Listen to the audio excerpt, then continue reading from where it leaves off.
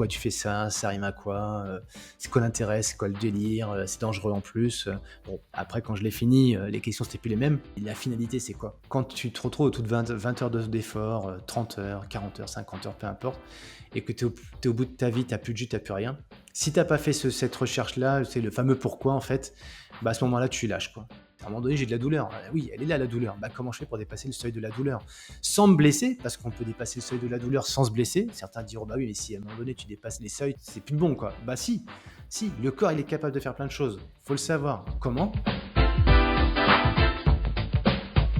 Bienvenue dans ce nouvel épisode du podcast Peace and Flow. Aujourd'hui, j'accueille Cyril Blanchard, entrepreneur et passionné de sport d'endurance. En 2016, il bat le record de l'Enduroman et devient le premier Français à terminer ce triathlon, réputé comme étant le plus dur du monde. Cette expérience lui fait prendre conscience de tout le potentiel du mental humain. Suite à ça, il se met en quête d'aider les autres à dépasser leurs limites grâce à une approche holistique et sur mesure.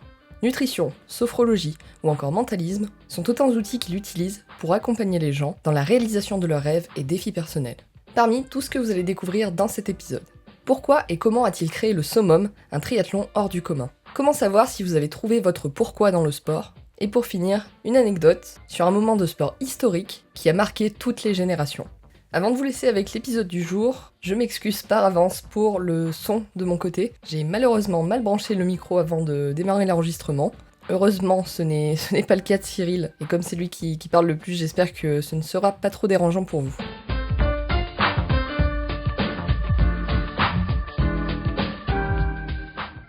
Bonjour Cyril, merci d'avoir accepté mon invitation. Avec plaisir, Elodie, et bonjour à toute la communauté. Peace and flow. Est-ce que je peux te laisser te présenter pour démarrer, s'il te plaît? Bah oui, merci de me proposer cette présentation. Donc, je m'appelle Cyril Blanchard.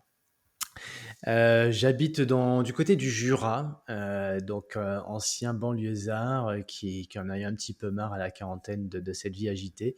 Et donc, on s'est expatrié avec ma femme du côté de Lyon et puis après, on s'est installé dans le Jura. Voilà, donc avec ma femme, on vit tranquillement et paisiblement à un rythme un peu différent de ce qu'on a vécu toutes ces années où j'étais un peu dans l'agitation mentale, managériale, entrepreneuriale, parce que je dirigeais des magasins donc dans la distribution. Jusqu'à directeur général d'un gros réseau de magasins en jardinerie. Et puis voilà, la passion a pris le dessus, la passion pour le sport, et notamment le sport en endurance et les ultras même. Donc à un moment donné, j'ai switché. Tu te disais d'ailleurs en off quand tu avais des side projects. Bah, moi, mon side project de ma vie, c'était le sport. Je n'en vivais pas, c'était vraiment une passion, parce que petit, le sport ne m'aimait pas trop. Donc c'est venu sur le tard pour moi. Ok, justement, est-ce que tu peux développer un petit peu, toi, c'est quoi ton histoire avec le sport et qu'est-ce qui fait que tu t'es pris de passion pour les sports d'endurance en particulier, justement? C'était vraiment pas mal barré cette histoire. Parce que tout petit, tout bébé, tout naissant que j'étais, j'avais un souffle au cœur, des problèmes avec mon niveau cardio, et donc on m'a mis dans une couveuse pendant plusieurs heures, je crois même quelques jours. Et donc voilà, j'ai eu des traitements pour sortir de cette couveuse, assez fragile en fait à l'environnement et donc du mal à respirer. Et donc quand j'étais petit, après, mes parents m'ont mis au sport, mais pas les bons, parce que j'ai commencé avec le judo. Ça s'est pas bien passé du tout parce que j'avais des allergies en plus aux acariens, j'étais asthmatique, et je respirais pas bien, donc ça allait pas du tout. Donc après, c'est plus, par nécessité que je me suis mis à nager. Mais en fait, dans la natation, je me suis bien plu dans cet élément, en fait, parce que quand l'élément sur terre, bah, je me sentais pas super bien, à pas bien respirer, et c'est dans l'eau que je me suis trouvé, bah, en fait, un élément, plutôt agréable de flotter, voire même d'aller un peu sous l'eau, même beaucoup. J'aimais bien faire des apnées, très, très tôt, c'est venu très, très tôt. Et puis, bah, voilà, après j'ai démarré dans un club et l'endurance vraiment fondamentale et telle qu'on l'entend, et voire même, l'endurance longue, c'est venu très tard. Allez, ça a commencé à naître moi l'idée, à 18 ans. Jusque-là, je faisais que la natation à un niveau régional, hein. Et puis en fait, bah, je me suis mis à courir, mais alors sachant qu'à l'école, pareil, hein, les crosses du collège, j'étais le dernier, j'étais nul. Donc que ce soit le sprint, l'athlétisme, tout ça, j'étais très, très mauvais. J'avais pas de dextérité, pas de souplesse, enfin rien de tout ça. Et en sport collectif, j'étais pas meilleur non plus. Donc en fait, je savais pas trop, où j'allais trouver une place dans le sport, si ce n'est nager, quoi, en fait. Mais après, je me suis mis à courir. En fait, c'est mon père, je le voyais courir les marathons dans les années 70 quand j'étais tout bébé, tout gamin. Et je l'ai les voyais, ces premiers là, pour moi, c'était des gladiateurs là sur Paris qui faisaient le marathon et je sais pas, ça m'a marqué. Et puis je me suis dit à 18 ans, tiens, je ferais bien mon marathon. Alors à l'époque, on faisait pas ce genre de choses si tôt, hein. Moi, j'ai 50 ans aujourd'hui. Et à l'époque, non, non, c'était pas avant 30, 40 ans, il fallait faire des marathons. On avait des croyances, hein, très limitantes, mais c'est vrai que c'était pas un univers de jeunes, hein, le sport d'endurance. Et fallait en gros, l'idée à l'époque, on pensait que fallait avoir 30, 40 ans, voire plus, pour faire de l'endurance, quoi. Et puis bon, bah, après, dans les années 2000, il y a des gens comme Kylian Jornet et toute cette génération qui est arrivée et qui a un peu cassé les codes. Et puis bah, moi, ça m'a fait du bien parce que ça m'a rassuré. Quand j'ai vu ces jeunes arriver, moi j'avais quoi, la trentaine. Je me suis dit, bah, en fait, non, c'est bien, 30 ans, je peux encore me réaliser. Donc, je faisais des triathlons à l'époque, des Ironman, et puis c'était bien, j'étais heureux comme ça. Ok. Qu'est-ce qui t'anime dans ta pratique, dans les différents défis que tu peux te lancer?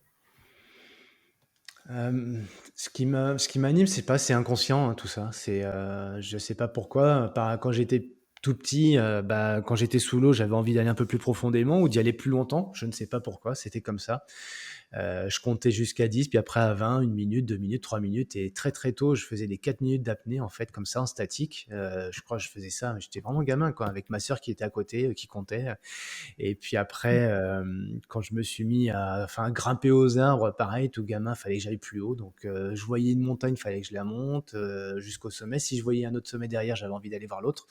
Je voulais toujours voir ce qu'il y avait derrière, en fait, hein. Et puis après, ben, dans cette période-là, il y avait des gens comme Nicolas Hulot à la télé. Et puis après, il y a eu Mike Horn. Et moi, c'était mes inspirations, en fait. Donc, ce côté dépassement de soi, ce qu'on appelle aujourd'hui comme ça, bah, moi, c'était là, c'était présent. On n'en parlait pas trop à l'époque. C'était plus l'aventure. Donc, moi, je rêvais d'aventure.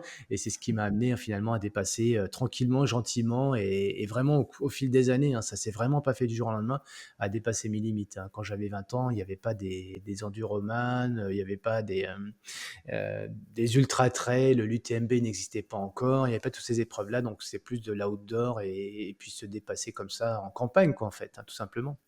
Ok. C'est quand la première fois que t'as connu cette sensation, pardon, justement, de dépassement de soi? La première fois que t'es vraiment allé chercher dans tes limites, justement.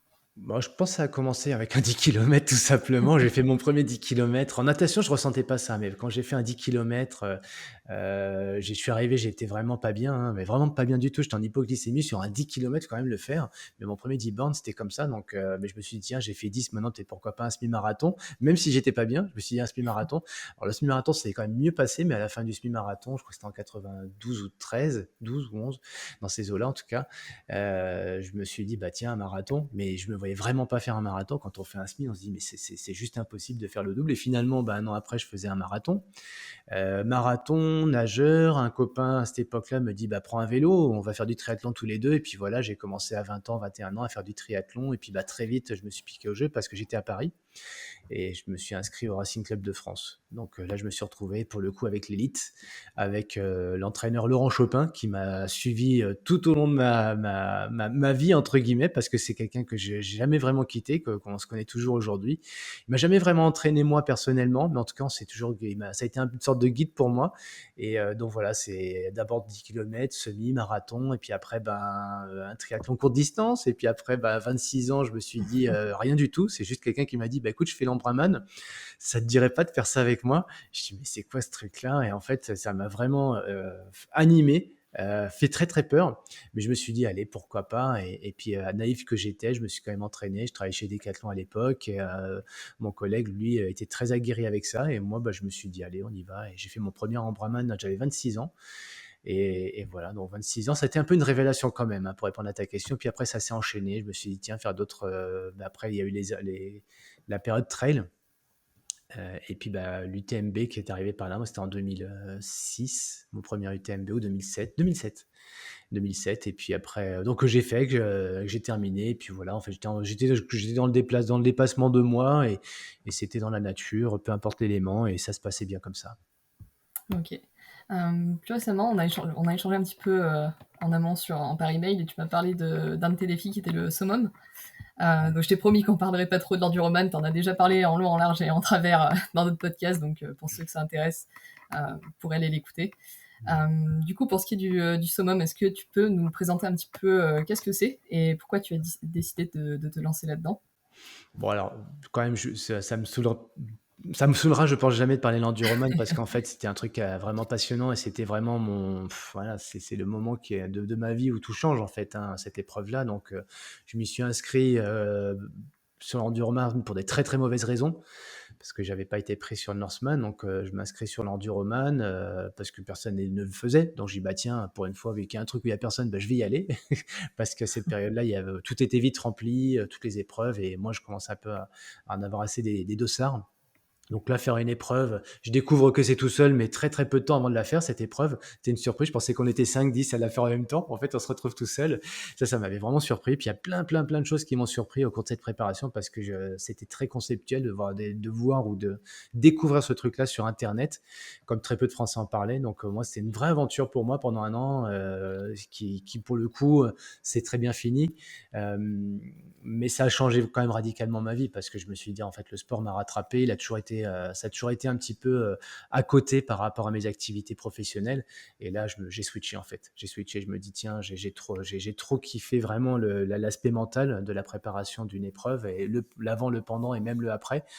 La préparation mentale avant, c'est toujours beaucoup de stress, d'enjeux, d'angoisse sur ce genre d'épreuve. Donc moi, je voulais arriver le plus frais possible mentalement. Donc il y a tout un protocole qui a été mis avant sur l'aspect mental. Pendant, c'est tellement dur, il y a tellement de paramètres, d'imprévus que on peut très très vite vriller mentalement ou se poser plein de questions. Or, comment faire pour rester solide et être connecté dans l'instant présent et pas faire des projections, des mauvaises ou des trop bonnes d'ailleurs qui pourraient mettre dans un mauvais niveau d'énergie. Et puis après aussi, après l'épreuve, parce que moi, ayant battu le record du monde, je me retrouve avec des sollicitations mais aussi et surtout un grand vide parce que tu vois autant il y a un parcours qui est très progressif pendant 20 ans sur cette épreuve-là. Mais après, qu'est-ce que je vais bien pouvoir faire quand je suis arrivé au summum de ce que je pouvais faire et justement, le mental après, j'ai eu un coup de pas bien quand même. J'ai eu ma pire période de dépression après cette épreuve-là, hein, la petite mort du sportif, ce qu'on appelle dans le sport de haut niveau. Hein. Moi, je l'ai vécu assez après ça. Mais je me suis remis en question. Je me suis dit, tiens, comme le mental, ça m'a vraiment animé, qu'est-ce que je peux faire avec ça? Donc, est-ce que je fais préparation mentale? Est-ce que je fais et je me suis spécialisé en sophrologie et je me suis dit, voilà, je vais accompagner les gens sur l'optimisation du mental, comment optimiser tout ce qui va être son acuité, ses perceptions, son mental au sens large. Donc, c'est pas juste le mental brut tel qu'on peut l'imaginer, c'est aussi mieux sentir les éléments, faire preuve de plus d'adaptation, donc l'aspect sensoriel. Et tous ces sujets-là m'ont vraiment animé. Et puis, comme j'avais le sentiment d'avoir vécu le summum, mais que tout le monde me disait après, quand je parlais après, on m'a sollicité pour aider des gens à faire de l'enduroman. Donc, il y a Lionel Jourdan que j'ai accompagné, qui lui a battu le record après. Alors, je l'ai accompagné pendant 2 ans. Et lui m'a dit la même chose, il avait le même ressenti que moi. Il me dit, Cyril, en fait, l'enduroman, bon, c'est génial, mais c'est nul, quoi, en fait. Parce que courir sur le bord d'une route entre Londres et Paris, avec les camions qui passent à côté, c'est limite dangereux des fois. Ensuite, la traversée de la Manche, alors ouais, c'est l'Everest de la nage, mais quand même, c'est pas gai, hein, c'est pas foufou, hein. C'est même hyper chiant, faut dire ce qui est, même si en plus que c'est dangereux. Et puis après, le vélo, c'est sur une route nationale pendant 300 km, c'est assez triste, quoi. Et puis c'est dans le nord de la France. Non pas que j'aime pas le nord de la France, j'aime beaucoup le nord de la France pour les gens, mais les paysages, c'est toujours un peu triste quand même. Donc, voilà, en pleine nuit, en 2019, je crois, ou 18-19, ouais, non, c'était en 2018, il y a le mot summum qui est apparu pour moi. Je me suis dit, mais en fait, créer une épreuve qui soit le summum, c'est-à-dire un enduroman, mais qui est peut-être plus mode course, parce qu'en Enduroman, c'est très très long. Et moi, je me suis dit, faire un truc plus court. C'est Laurent Chopin qui m'avait éclairé là-dessus. Il me dit, mais fais un truc plus court, genre Ironman. Je dis, bah tiens, ouais, crée un Ironman. Et puis Jacques Tuzet, qui est un des experts en nage en eau libre, m'avait dit, mais pourquoi tu ferais pas un sommet du Mont Blanc, un truc. Et là, j'ai Ironman, sommet du Mont Blanc, summum. Je vais créer summum, l'Ironman au sommet du Mont Blanc. Et donc voilà, j'ai fait ça, je l'avais créé en 2019. C'est un site internet, etc. J'ai pas pu le faire en 2019 ni 2020 parce que tout n'était pas encore bien calibré. La météo était pas bonne quand je devais faire l'ascension du Mont Blanc. Et puis en 2021, voilà, je accompagné avec Tony Sbalby, qui est un guide bien connu sur Chamonix, à la compagnie des guides.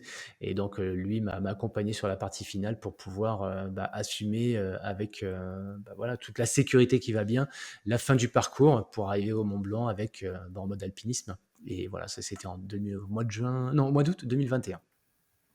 OK. Voilà comment est né le summum. OK. Quand on réalise ce genre de défi un petit peu, surhumain presque, j'ai envie de dire, est-ce que, ouais, on n'a pas un peu cette course au toujours plus? Comment est-ce qu'on fait pour garder, on va dire, l'esprit sain vis-à-vis de ça et pas vouloir, Mmh. toujours repousser plus les limites? À Ouais, vouloir toujours, ouais, parce qu'on pourrait se dire une fois qu'on a fait l'enduroman, si on veut retrouver la même sensation, au final, faudrait refaire la même chose ou, plus. ouais. Est-ce que, ouais, est-ce que enfin, je sais pas si tu vois ce que je veux dire, mais du coup, Ah ouais, mais comment est-ce que complètement. tu deals avec ça? Ben j'ai eu beaucoup de mal, en fait, pendant longtemps avec cette question-là, que ce soit pendant la préparation de l'enduroman, parce qu'on me disait: «Pourquoi tu fais ça? Ça rime à quoi? C'est quoi l'intérêt? C'est quoi le délire? C'est dangereux en plus», Bon, après quand je l'ai fini, les questions c'était plus les mêmes. Il y a encore eu, hein: «Mais pourquoi on fait ça? Faut être, taré, débile». Quand d'autres m'ont plutôt demandé: «Mais comment tu as fait?» Donc c'est pour ça que j'ai écrit le bouquin parce qu'en fait, Laurence, ma femme m'avait dit, beh, fait après cette épreuve-là, tu as tellement de gens qui t'ont aidé, il y en a peut-être d'autres qui auront besoin de ce que toi tu as fait. J'étais le 25e à l'avoir terminé et le premier français et donc je me suis dit: «Tiens, comme les Français n'y arrivaient pas, je suis le premier, bah, je vais écrire un bouquin pour aider les Français à le terminer» et donc après il y a eu, bah, Lionel notamment, Marine Leleu, il y en avait plein qui l'ont fait. Bon, tous on se connaît parce que c'est une petite communauté. Moi, je suis content de pouvoir d'avoir partagé justement tous les tips, ce qui m'avait vraiment le hacking. Moi, j'avais vraiment hacké l'épreuve parce qu'en fait, les Anglais, les Australiens, ceux qui faisaient cette épreuve le faisaient d'une certaine façon avec des protocoles à l'anglaise parce qu'il y en avait un qui l'avait fait en 2001 et depuis tout le monde faisait pareil. Et moi, en fait, ma préparation était faite différemment et on avait réfléchi différemment avec les gens qui m'avaient accompagné. Et du coup, on a vraiment fait un game changer, ce que j'aurais pas pu dire aujourd'hui, mais à l'époque, on n'aurait pas dit ça comme ça, mais un vrai game changer. Et en fait, du coup, ça a vraiment changé la donne. Et il y a eu un après où tous les gars et les filles qui l'ont fait derrière ont vraiment nettement amélioré les performances en travaillant non pas seulement sur la préparation physique, oui, bien évidemment, faut s'entraîner, mais pas que. Il y a tous les autres aspects, tout l'entraînement invisible qui est super important, à commencer par la récupération, le conditionnement mental par rapport à ça, la nutrition, et cetera, et cetera. Et donc tout ça fait qu'aujourd'hui, on est à moins de 50 heures, hein, quand même sur cette épreuve-là. Et donc voilà, moi je voulais vraiment partager ça et en même temps faire comprendre aux gens qui me disent: «Mais pourquoi on fait ce genre de choses?» Bah, de raconter mon histoire tout simplement et de se dire: «Bah, en fait, ouais, on peut comprendre qu'il y a des gens comme ça qui sont câblés, à se dire, bah, peut-être pas toujours plus, mais se dépasser. Donc le dépassement de soi, qu'est-ce que ça signifie? Pourquoi? Quel est le sens, la quête derrière ça? Donc je voulais vraiment l'écrire dans le livre, ça. Et puis pareil, de fil en aiguille, de créer une communauté là-dessus. Donc moi, je crée une communauté avec des gens qui ont ce truc en eux. Et qui fait que quand on en parle entre nous, on se dit: «Ouais, on est peut-être des fous finalement». Acceptons l'idée qu'on est des fous par rapport à 90, 95 ou je sais pas, X % de gens. On n'a pas de jugement, hein. Il y a des gens qui ont envie d'une vie «tranquille» entre guillemets ou même excitante, mais pas dans ces sujets de dépassement de soi, dans le sport en tout cas. Et nous, c'est comme ça. Ça s'explique pas. On est né comme ça, donc on va pas chercher d'explication, mais juste à se dire entre nous, finalement, on est bien. Déjà d'une, on est une communauté, on est bien entre nous parce qu'on peut non pas se comprendre parce qu'il y a rien à comprendre, mais juste se sentir en apaisement par rapport à ça. Et puis du coup, bah, se dire: «Bah, tiens, moi j'ai envie de faire telle épreuve, un ultra biking, moi j'ai envie de faire une traversée, du Gibraltar à la nage, moi j'ai envie de faire un ultra trail mais en off», peu importe le sujet, une Spartan Race. Là, il y a tout à l'heure, j'ai Jordan qui m'appelle, je vais faire la Spartan Race de Morzine. Les gens ne comprennent pas autour de moi, mais moi j'ai besoin d'avoir des gens qui me stimulent, qui me la challenge, avec qui je me sens bien, tout simplement. Et pour reprendre le mot que tu disais, le côté surhumain, bah, en fait, moi, je me réfère à la philosophie, hein. Moi, j'ai beaucoup, enfin, il y a une période de ma vie où j'ai lu pas mal de philosophie et je me réfère à quelques philosophes, notamment du côté de l'Allemagne, où le côté surhomme, justement, est une sorte de, pas d'idéal, mais de possibilité de pouvoir s'exprimer par rapport à tout le potentiel qu'on a en nous et devenir la meilleure version de soi-même, quelque part. OK. Pour parler un petit peu de toutes tes différentes, casquettes, sur le plan professionnel, si on regarde sur ton site internet, on voit en tête la citation «L'homme ne manque pas de rêves, juste de méthode pour les vivre». Qu'est-ce que ça signifie pour toi? Bah, que ça me rappelle à mon petit gamin, quoi. En fait, moi, quand j'étais petit, j'étais un rêveur, j'étais au fond de la classe, au fond à gauche. Quand je regardais moi le tableau en face, j'étais au fond à gauche, à côté de la fenêtre et je regardais tout le temps dehors, quoi. Je rêvais tout le temps, j'avais du mal à me concentrer sur ce que disait la maîtresse, le maître, le prof, les professeurs et à un moment donné, mon cerveau, il partait ailleurs, quoi. Je pense qu'on est tous plus ou moins comme ça. Moi, c'était excessif et en fait, j'avais plein de rêves quand même, hein. Alors, plein de rêves, puis un jour, j'ai commencé à en réaliser un et puis 2. Donc faire un 10 kilomètres pour moi, c'est pas un rêve, hein, petit. Mais par contre, quand je fais un 10 kilomètres et qu'après d'autres choses qui arrivent derrière qui se réalisent derrière, je me dis: «Tiens, en fait, quand j'étais gamin, je rêvais de devenir un Nicolas Hulot. Je suis pas passé à la télé comme lui, je suis pas devenu un homme politique, mais en fait, j'ai pu vivre des expériences juste géniales, de rencontrer des gens incroyables, d'aller dans des environnements, des endroits de la planète qui sont juste géniaux. Alors soit dans le sport, soit juste dans le côté découverte avec ma femme, parce que ma femme, elle est pas tellement dans le dépassement, elle sait pas son truc, c'est plutôt de profiter de l'instant présent, d'être bien. Et donc voilà, moi c'était un peu mon truc de départ. En fait, il y a des rêves, mais pourquoi je les mettrais dans une tu vois, je suis en train de regarder dans mon bureau, là, je vois une caisse, bah, une caisse fermée avec dedans de l'administratif, des paperasses. Je me dis, c'est les caisses, les trucs qu'on ferme, c'est bien pour les paperasses, quoi. Mais pas la boîte à rêves, quoi. La boîte à rêves, il faut qu'elle soit ouverte pour moi. Et il faut qu'il y ait un truc qui, tu vois, là, le génie qui sort de la théière, la fin La de la lampe. quoi, il sort de quoi? La lampe, c'est ça, il sort d'une lampe, le génie. Bah, moi, je me dis, j'aimerais pouvoir sortir, tu vois, des choses à chaque fois pour me mettre à rêver et puis de se dire, bah tiens, le rêve de voler. Alors, peut-être un dernier rêve pour moi, en tout cas, ce serait de voler. Et bah, tu vois, je suis en train de le réaliser en ce moment en faisant du parapente et je trouve ça trop bien de vivre bah, cette sensation de planer, de voler comme un oiseau. Et donc, si des gens ont des rêves, mais qu'autour d'eux, c'est compliqué, tout l'environnement, le social, professionnel, financier, etc., empêche de vivre ses rêves. Moi, ma vie m'a montré qu'avec un petit potentiel de départ, mais que ce soit familial, pas une famille qui avait beaucoup d'argent, juste ce qu'il fallait pour la sécurité, des conditions physiques, physiologiques très moyennes, bah, ça n'a pas empêché d'eux. Donc finalement, quand on a quelques clés, d'où la méthodo, moi j'aime bien proposer des méthodes, il n'y en a pas une, mais faire en sorte que la personne trouve la méthode qui lui convient à elle pour pouvoir aller au bout de son rêve, tout simplement. Ok. Dans les accompagnements que tu proposes, on voit souvent revenir la mention objectif finisher, là où tout le monde parle de performance. Toi, tu parles plutôt d'objectif finisher. Est-ce que tu peux nous parler un petit peu justement de tes différents accompagnements et pourquoi avoir choisi cette mention-là, justement, objectif finisher? Qu'est-ce qui se passe Hmm. concrètement dans les méthodes pour les personnes que tu accompagnes? Hmm. Hmm. Euh, ouais, ça, c'est un peu la promesse, en fait. Les gens ils s'inscrivent à une épreuve, c'est pas pour ne pas la finir. Donc, si je m'inscris à telle épreuve, ça m'a coûté des sous, ça va me coûter du temps, ça peut me coûter aussi quelques concessions par rapport à la vie professionnelle ou familiale.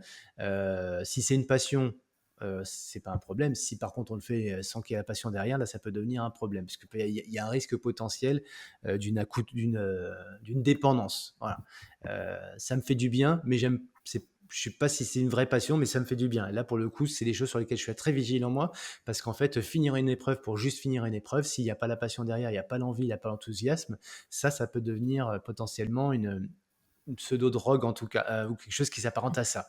Donc, moi, je suis très vigilant là-dessus, mais en tout cas, quand la personne est dans sa passion, son envie, son désir, bah oui, on va se donner tous les moyens d'arriver à la fin de ce projet-là, mais avec, pour moi, d'une sensibilité qui est assez double. La première, c'est de ne pas se désociabiliser, parce que souvent, quand on est très jusqu'au boutiste dans le sport, c'est au détriment parfois d'une vie sociale, familiale, amoureuse, affective, etc. Et on se retrouve seul, et ça, je pense pas qu'on soit né dans le monde pour vivre une vie d'ermite seul. Il y en a certains qui le font. Moi, des fois, je me questionne, hein. Je serais peut-être pas plus mal des fois seul, surtout sur ce qui se passe en ce moment. On est bien tranquille, peinard, tout seul des fois. Mais bon, ça peut être vite triste et chiant quand on est seul. Donc voilà, c'est de ne pas se désociabiliser. Puis la deuxième, c'est de ne pas aller à la rupture physique, physiologique ou mentale. On a des fractures qui peuvent arriver en cours de préparation, des blessures. Et fracture, ça peut être aussi une fracture mentale. J'aime bien ce terme qu'a employé une très très grande championne, s'appelle Marion Herty, quand je discutais avec elle. Et elle me dit, voilà, j'ai connu la fracture mentale, et waouh, ça fait mal d'entendre ça, en fait. Et tu te dis, tiens, quand tu es sportif, passionné, amateur, si tu te mets déjà des blessures en cours de route, ben, c'est vraiment dommage, parce que pour moi, courir, hein, c'est souvent signe pour les gens de blessures, et c'est normal. Ben non, courir, c'est pas se faire mal. Si tu cours et que tu as mal, c'est pas normal. Donc moi, je réapprends aussi lors de ces préparations pour être finisher à évoluer de façon plus équilibrée pour ne pas avoir de douleur, encore moins de blessures, mais avoir que du plaisir, quoi. Alors se faire mal à un moment donné, oui, parce qu'il faut sortir un petit peu de sa zone de tranquillité, ou d'habitude pour pouvoir se mettre un petit peu en déséquilibre pour que le corps et le mental évoluent. Donc élargir sa zone de confort comme on dit. Donc oui, ça c'est clair, mais pas au détriment faut pas que ça soit engageant en termes de blessures ou autre, quoi. Donc que ce soit pour des sportifs amateurs, mais aussi des sportifs professionnels. Alors là, juste une petite parenthèse, parce que tu poses la question sur mes activités, mais j'accompagne des gens qui sont tout à fait dans l'amateurisme, et ça, c'est vraiment le pur plaisir pour moi. Tout le monde est possible tout le monde a la possibilité d'atteindre son rêve, ça c'est clair. Mais après, quand tu as des sportifs professionnels qui ont des rêves de Jeux Olympiques ou de médailles de champion du monde ou de vivre de leur activité sportive, là pour le coup, je vais aller plus loin avec eux sur une préparation mentale plus spécifique, plus adaptée. Et là, c'est pas tout à fait les mêmes sujets. On va vraiment affiner, on va être vraiment sur des choses très très fines. Ok. Du coup, c'est quoi les différents outils que tu utilises pour permettre aux gens justement d'atteindre leurs objectifs sans passer par la fracture, qu'elle soit physique ou mentale? Bon, je c'est pas une prétention, mais j'ai le rêve de croire, en tout cas, c'est pas une prétention de croire, mais le rêve de croire que je peux aider les gens sur tous les sujets. Voilà, ça en tout cas, Ok. avoir la connaissance. Ça veut pas dire avoir l'expertise, ni avoir en plus les diplômes pour tout, mais avoir la connaissance de beaucoup de sujets, parce que je suis très curieux et au cours de toutes mes années de sport, je me suis vraiment documenté sur tous les sujets. Donc qu'est-ce qui fait qu'on arrive à la fin de sa course, que ce soit intense ou long? Bah, c'est parce que, comme j'ai dit, il y a le pilier social déjà, donc ça demande d'avoir un certain management de son écosystème social avec les gens qui nous accompagnent, les gens qui nous entourent. Heu, Son écosystème intérieur, hein, donc à soi, bah, bien dormir, bien se nourrir, prendre soin de soi, avoir des moments agréables, être capable aussi de bien s'entraîner. Donc voilà, c'est tout ce spectre-là qu'on va explorer quand on fait une préparation sur un grand défi, et moi j'explore tous les sujets. Donc c'est ce que j'aime bien avoir, cette vision holistique, 360°, parce qu'en fait, c'est Joël de René qui m'a éclairé là-dessus. C'est un grand biologiste, très, très connu mondialement, Joël, et on le connaît plus en France pour avoir été champion, enfin avoir introduit le surf en France dans les années 60 et avoir été le premier champion de France de surf. Donc c'est un grand sportif en plus, et Joël, moi, m'a vraiment éclairé il y a 6 ans, sur tous ces sujets de l'épigénétique, donc vraiment tous les sujets qui nous amènent à pouvoir évoluer d'un point de vue génétique sans être figé, parce qu'on peut évoluer. Quand tu parlais de surhumain ou de surhomme, si on veut être une meilleure version, ben en fait, on peut le devenir, et on peut toucher vraiment à notre patrimoine génétique en touchant à tous ces sujets que j'évoquais. Mais après, on peut pas être bon partout non plus. En tout cas, on peut pas être dans l'excellence partout. Donc moi, mon rôle, c'est aussi de pouvoir à un moment dire ça, je sais plus faire, c'est plus mon rôle, mais je vais te connecter donc avec les personnes qui savent faire sur tel et tel sujet. Et moi, je voulais quand même avoir une expertise malgré tout ce que je dis. Un jour, je voulais une, et c'était sur le mental. Je me suis vraiment Ok. spécialisé là-dedans avec la sophrologie, le mentalisme, tous les sujets, tous les spectres qu'on peut avoir dans le développement de son activité cérébrale. Ok. Justement, la sophrologie, pour ce qui est de la sophrologie, bah, déjà pour ceux qui seraient pas familiers avec ce terme, est-ce que tu pourrais nous expliquer un petit peu en quoi ça Mmh. consiste? Ouais, carrément. Moi d'ailleurs, quand je me suis spécialisé sur le mental, pour me questionner, qu'est-ce que je fais? Coach mental, sophro, ou bien, des choses plus spécifiques comme l'hypnose, et cetera. Et donc, voilà, j'ai tout mis sur la table, j'ai tout étudié, enfin tout regardé, puis j'ai choisi la sophrologie. Alors pourquoi la sophrologie? Parce que justement, je trouvais ça intéressant de connaître, les états un petit peu méditatifs qui sont un petit peu entre l'éveil et le sommeil. Bah, la sophrologie, c'est ça. Je suis à la fois un petit peu endormi, un petit peu éveillé. Sommeil, éveil. On est un petit peu à la ligne entre les deux. Et quelqu'un qui va te mettre en état sophronique, voilà, donc on est en état sophronique, bah, c'est un petit peu entre les deux. Alors des fois, on est en pleine nuit. On dort, mais on a l'impression d'être un peu éveillé, on entend des retours, on est un petit peu dans un rêve, et dans le rêve, on entend des bruits, sauf que c'est le coq qui est à côté. Bah, ça, c'est un état sophronique inversé. Mais la sophrologie, on va faire plutôt quand on est éveillé, donc on a un patient qui vient nous voir, il est éveillé, et puis nous, on va la tranquilliser, l'apaiser, le mettre en état de relaxation. Alors, pas de sommeil, parce que s'il somme, ça y est, il est plus dans le même état. Donc c'est un petit peu entre deux, et donc on va lui mettre des inductions pour lui permettre de pouvoir atteindre de façon imaginaire les états qu'il veut obtenir.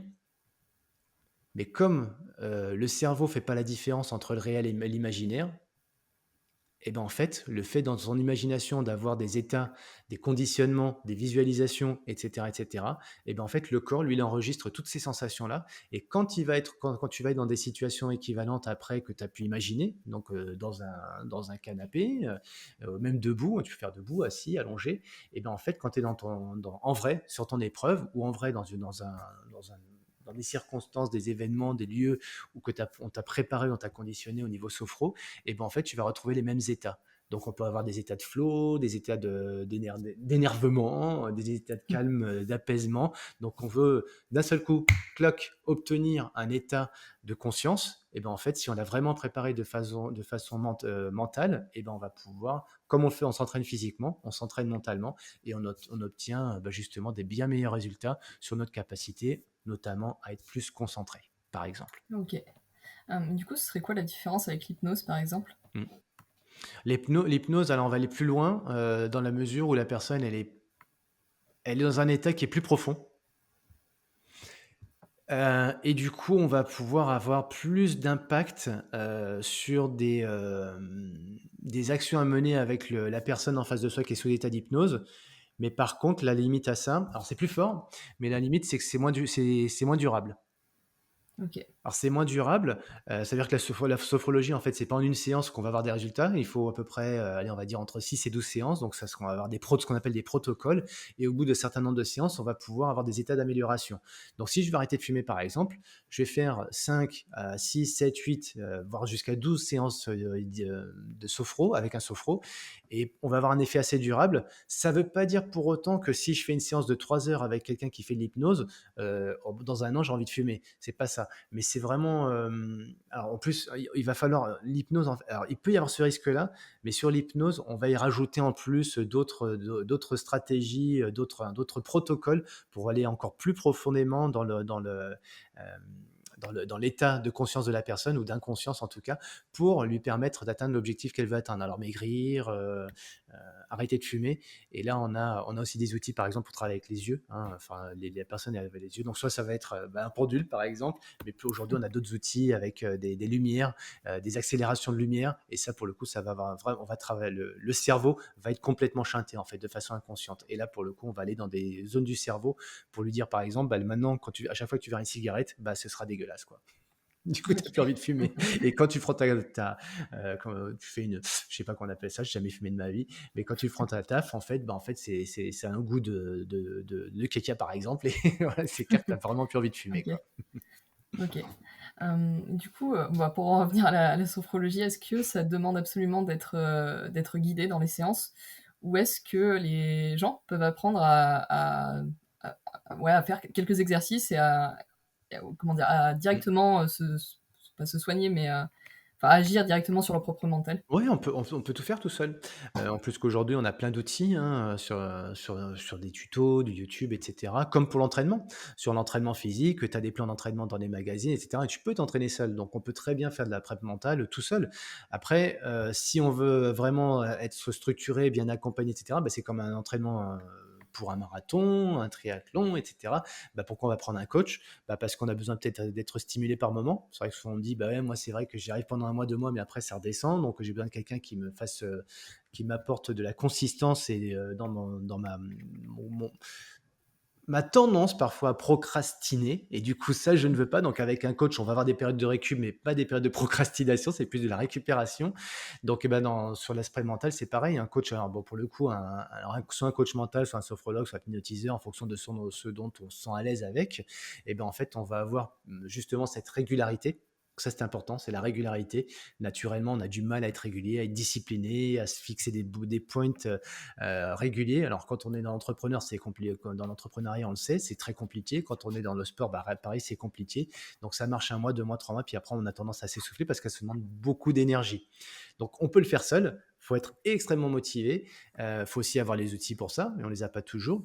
Et puis parfois, c'est comme dans la nutrition. Tiens, par exemple, un nutritionniste, est-ce qu'on a besoin? On n'a pas besoin d'un nutritionniste en absolu pour bien manger. Sauf que le nutritionniste va nous apporter sa régularité, va nous apporter ses connaissances et ses compétences. Et en plus de ça, il va faire des choses sur mesure par rapport à la personne, parce qu'on est tous différents. Et c'est là que ça devient intéressant aussi de collaborer avec une personne, sur 1 mois, 2 mois, 6 mois, à vie, hein, pour certains. Aux États-Unis, dans les pays anglo-saxons, on a toujours un coach pour tout et presque pour rien, j'ai envie de dire. Bien, pas bien, c'est culturel chez eux, ils ont tous des coachs, même pour les gamins. Les gamins, ils ont des coachs en plus des profs. Nous, en France, c'est pas un truc qui est très culturel. On y vient tranquillement. Est-ce que c'est bien ou c'est pas bien? Bah, c'est les tendances, ça, on verra bien. Mais moi, en tout cas, j'aime bien l'idée de faire du sur-mesure avec les gens parce que voilà, on est tous différents physiologiquement. D'un point de vue génétique, on est différents. On a des appétences différentes, on a des sensorialités différentes. Et pour la sophrologie, ce qui est intéressant, exemple concret, bah, il y a des gens qui ont un canal auditif qui est très fort et qui va avoir un impact fort sur des états de conscience. Des gens qui supportent pas des bruits forts. D'autres, ça leur fait rien. D'autres, ça va être les odeurs. Oh, je parlais de quelqu'un, il y a une odeur forte là, et l'autre, ça ne sent rien du tout. C'est des gens qui vont supporter de voir des choses, d'autres pas. Alors des choses neutres, mais parfois de voir un accident. Les gens, ils voient un accident, ça leur fait rien. Par contre, d'autres, le voir du sang, ça leur fait quelque chose. De certains, c'est pas de le voir, c'est de le sentir ou c'est d'entendre l'accident, tu vois. Donc en fait, ce qui est intéressant, c'est de bien comprendre la personne qui est en face de nous. Et c'est en ça que vraiment, pour le coup, un sophrologue va être très intéressant c'est quand ils sont bons. Et globalement, les sophrologues bien avec des diplômes sont plutôt bons, hein. Mais ça, faut être bien avec la personne aussi. C'est pas parce qu'elle n'a pas les diplômes aussi qu'elle ne sera pas bien. Il faut juste se sentir bien avec la personne. Et elle va déterminer quels sont ces canaux sensoriels qui vont pouvoir avoir de l'impact sur le travail qu'on va faire avec la personne. Ok, c'est pour ça que ça demande aussi beaucoup de séances, parce que j'imagine que ça prend du temps avant de vraiment connaître la personne pour justement pouvoir adapter Ouais, la manière aussi, de faire tout par à la fait. suite. Puis c'est intéressant en fait, souvent on aimerait dire: «Bah tiens, c'est comme pour la femme de sa vie ou l'homme de sa vie». Bah, j'aimerais le trouver tout de suite, tu vois? Bah oui, mais si tu le trouvais tout de suite, ce serait chiant, ce serait dommage, tu vois? J'ai trouvé le mot, mais c'est trop facile en fait. Mais tant mieux, ça peut laisser le coup de foudre et ça marche des fois. Mais voilà, en fait, c'est l'humain, il y a cette richesse qui fait que, bah, des fois, il faut explorer, il faut être patient, il faut écouter la personne qui est en face de soi. Et quand on écoute la personne qu'on a en face de soi, dans un couple, c'est ça l'alchimie, c'est plus on passe de temps à écouter l'autre, plus on va se découvrir soi-même. Et plus on écoute l'autre, plus justement, bah, en soi-même, on va se redécouvrir et ben, le couple va pouvoir vivre une alchimie et vivre un amour extrêmement intense, durable et j'ai envie de dire à vie. Et c'est peut-être là aujourd'hui qu'il faut être vigilant parce qu'avec tout ce qui se passe autour de nous, que ce soit dans les médias, les outils sur nos smartphones, etc., bah, tout va très vite. Sans critique aucune, c'est juste un constat, hein, la télé est arrivée, déjà dans les années 60, puis après la couleur, puis après, bah, il y a plusieurs chaînes et puis après, bah, il y a les canaux, et cetera. Donc on a le choix, on zappe, et en fait, bah, aujourd'hui sur le smartphone, c'est pareil, fois 1000, j'ai envie de dire. Donc en fait, c'est la problématique, c'est pas tant, le digital et tous ces canaux, toutes ces excitations, Facebook, Insta, enfin toutes ces Twitter, et compagnie. Le problème, c'est pas ça. C'est l'usage qu'on en fait. Mais c'est vrai qu'il y a un risque, c'est, à être tout le temps happé par ça et du coup, on est dans l'instantanéité des choses, contrairement à un couple. Bah, un couple, quand on se marie, moi, je vois des personnes qui ont 50 ans de mariage, 80 ans, moi, je trouve ça mais tellement épatant et de voir de l'amour dans ces gens-là, je me dis: «Bah, c'est beau d'apprendre le temps, c'est beau de se dire qu'on peut construire des choses» et bah, la relation avec son coach, la relation avec un sophrologue, la relation avec des experts comme ça, effectivement, a ce côté charmant qui fait qu'on va pouvoir explorer des choses, spécifiques pour soi et pouvoir amener à se dépasser si tant est qu'on a envie de se dépasser ou de devenir une meilleure personne. Ok. Tout à l'heure, tu nous as aussi parlé de mentalisme dans le domaine du sport. C'est vrai que souvent on parle plus de préparation mentale. Toi, comment est-ce que tu définirais le mentalisme, justement? Le mentalisme, en fait, c'est global, en fait. Pour être très, très technique, c'est, la capacité qu'a une personne de développer tout ce qui va être l'acuité mentale d'une autre personne. Donc le mentaliste, alors pas celui de show, hein, pas de celui de spectacle, c'est, celui qui développe déjà ses propres capacités à lui, mentales, donc ses capacités, cognitives, sensorielles, et puis après, quand on a dit ça, on se dit c'est fini. Eh ben non. Parce que le mentaliste, en fait, qu'est-ce qu'il fait? Il va explorer des choses beaucoup plus subtiles, parce qu'après le sensoriel, il y a quoi? Si on prend des strates, en fait. Alors, dans le cognitif, hein, on a l'intelligence pure, et puis après, on a l'intelligence à l'autre, l'intelligence à l'environnement, et à l'environnement, à l'univers. Et donc là, on a l'univers proche, donc la sensorialité, ce que j'ai dit tout à l'heure, les sens, je sens des choses autour de moi. Alors, sens, je vois, j'entends, etc. Je goûte aussi. Donc, tout ce qui va être sensoriel ou kinesthésique. Et puis après, la strate d'après, c'est l'extrasensoriel. Mais qu'est-ce que c'est que ça? Et Ce que ben, j'avais posé. justement, vous regardez ceux qui sont curieux, vous regardez sur YouTube, parce que ça, c'est pas des recherches qu'on fait parce qu'on les connaît pas bien. C'est quoi l'extrasensoriel? Et ben, allez voir. Et puis après, il y a l'hypersensoriel. Mais qu'est-ce que c'est que ça? Voilà. Et en fait, plus on développe ses capacités sensorielles, extrasensorielles, hypersensorielles, et ben plus on va pouvoir développer des facultés incroyables pour la compréhension qu'on a de soi-même, mais aussi la compréhension qu'on a des autres. Alors des autres humains, mais aussi animaux, végétales, et puis bah, après la connexion entre soi et les autres. Et là, la richesse est fantastique. Donc ça, moi, je l'ai découvert avec Pascal de Clermont, qui est pas très connu aujourd'hui. Pourtant, dans les années 90, on le voyait énormément à la télé. Pascal, c'était quelqu'un qui justement analysait les comportements, et donc on le voyait pas mal à la télé faire aussi bah, des choses qui aujourd'hui euh, serait peut-être mal interprété, mais par exemple les choses hyper, enfin tout ce qui est hors du naturel, quoi, le supranaturel. Donc voilà, et là on est sur des choses beaucoup plus. Alors moi je dis des choses subtiles. Quand c'est du subtil, c'est des choses toutes petites, toutes fines qu'on voit pas. Mais quand on parle de télépathie et ce genre de choses, ben, on est là-dedans. Voilà, donc le mentalisme, on va toucher à ces sujets-là. Ok. Euh, Si on parle d'intuition, par exemple, ça Exactement. rentrerait dans quelle case? Dans quelle Et ben catégorie? voilà, on est en plein dedans. Je vois ce que tu veux dire. Je le sens pas lui. Ah, lui, je le sens bien. Qu'est-ce que c'est que ça? Bah oui, je le sens, c'est le nez, mais c'est pas que. C'est sentir bah, quelle est l'intuition, qu'est-ce qui fait dire qu'avec lui, ça va fitter et l'autre, ça va pas fitter. Pourquoi lui, il va fitter avec personne euh, et pourquoi lui, il va fitter avec tout le monde. Et donc là, bah, dans le mentalisme, on va aussi avoir les recherches bah, par rapport à la criminologie, etc. Bah, justement, aller voir des choses sur, que les autres ne voient pas. Donc justement, alors voir, mais voir de façon avec les yeux, mais voir de façon générale. Et là, observer en fait des choses que les gens n'ont pas la capacité d'observer. Alors pas parce qu'ils savent pas le faire, mais parce qu'ils savent pas comment le faire ou parce qu'ils ont oublié de le faire. Nous, à la base, notre cerveau, il savait faire ça. Il y a des milliers, milliers, milliers, milliers d'années, Sapiens, il sentait des choses que nous, on sent plus aujourd'hui. Il entendait des bruits que nous, on n'entend plus aujourd'hui.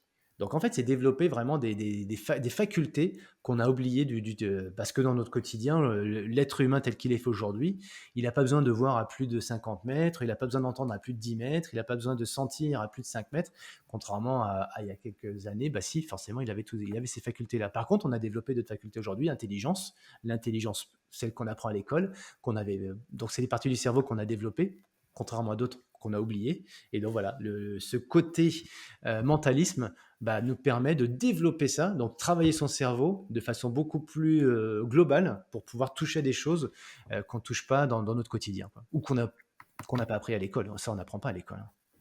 Ok. Pour refaire le lien du coup avec la course à pied, le sport en général, Mm-hmm. justement du coup de quelle manière on peut appliquer tout ça? Bon, après, l'application, elle est dans tous les sujets, dans tous les domaines. Hein, t'imagines, je vais prendre un sujet juste la cuisine, c'est pas le sport, ça répond pas à ta question.